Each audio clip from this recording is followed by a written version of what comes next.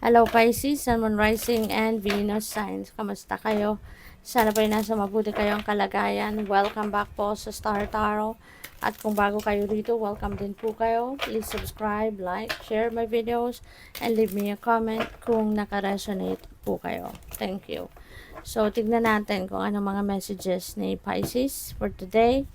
We have the Shadow Queen, acquiring knowledge, ayan, insecurity, manipulation.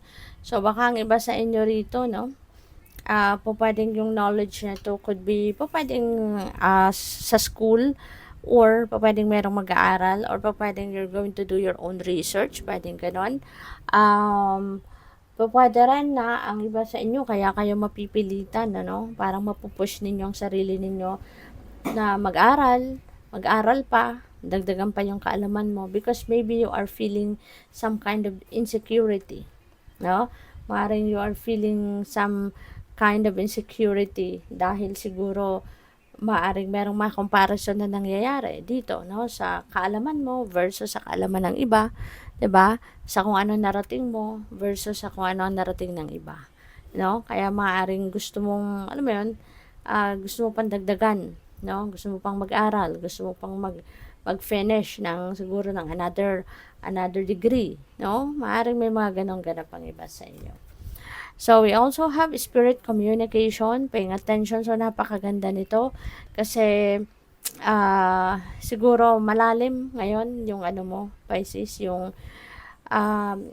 parang you have a deeper awareness ngayon of the spirit realm.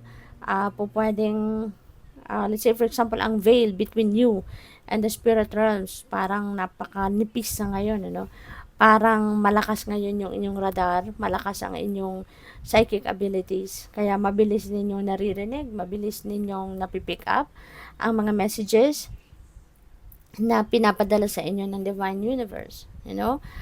Maybe you're also communicating with the divine and the rest of your spirit team through prayers, po pwedeng through omens, diba?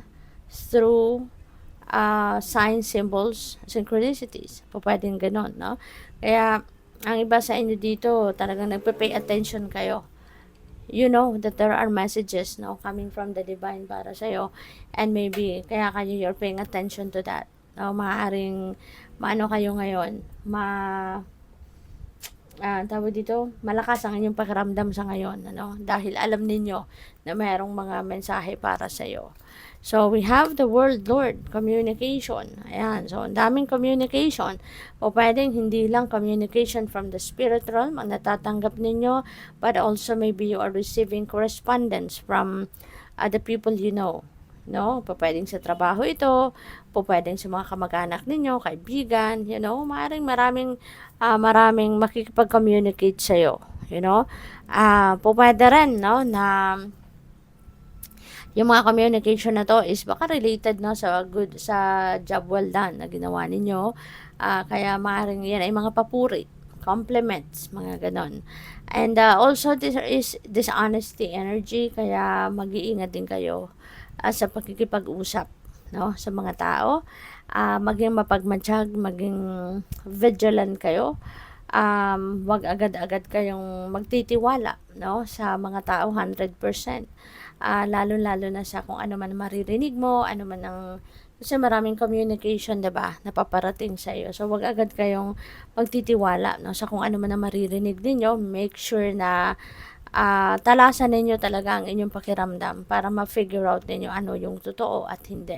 Okay? Kasi may mga tao dito, no, that will be surrounding you, no, na pwedeng maging dishonest, pwedeng mga maging sinungaling, diba, manluloko, yung ganon. Okay? So, tingnan natin kung ano pa ang mga messages ni Pisces.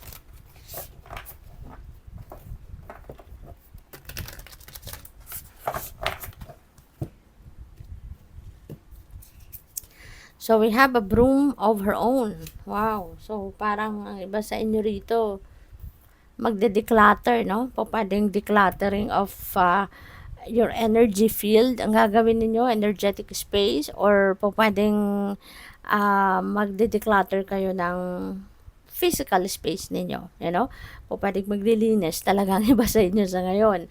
It's still the weekend, kaya po pwede na ang iba sa inyo magkaka-interest sa ngayon na maglinis pa, maybe malapit na yung Chinese New Year is on the 17th, 'di ba? At kung sumusunod ang iba sa inyo sa feng shui practices, 'di ba? Talagang dapat sobrang malinis, nakapag-declutter na ng mga kalat, sa bahay natin. Kaya maaring ang iba sa inyo, sumusunod sa mga ganon, kaya talagang sisikapin ninyo na habang siguro it's still your weekend as well, naka-day off pa rin kayo, kaya super maglilinis siguro kayo, So, good for you. Mag-iingat. So, we have Sweet Ostara harvest. Ayan. So, this could be the time, that you are going to harvest whatever it is that you have planted, Kung ano man yung mga, ang tawag dito, ano man yung mga, things that you have done, 'di ba? In the past, maaring sa ngayon, this is the time that you are going to be tawag dito, yung bang baka ma-receive mo na yung bunga, 'di ba? Or makukuha mo na, aanihin mo na ang bunga ng inyong pagsisikap, yung ganon. Siguro then, this is a time of nurturing, 'di ba? Nurturing yourself. Siguro pag taking care of yourself as well, maaring mas magkakaroon kayo ng mas maraming oras para sa sarili mo. Sa ngayon, para alagaan ang sarili mo, self-love, self-care, at saka hindi lang yan, yung pamilya mo. Maaaring talagang you are going to be inspired din sa ngayon to take care of everyone, 'di ba? So, baka bihira mo tong magawa. Kaya ngayon, maybe you will be super excited to be doing that.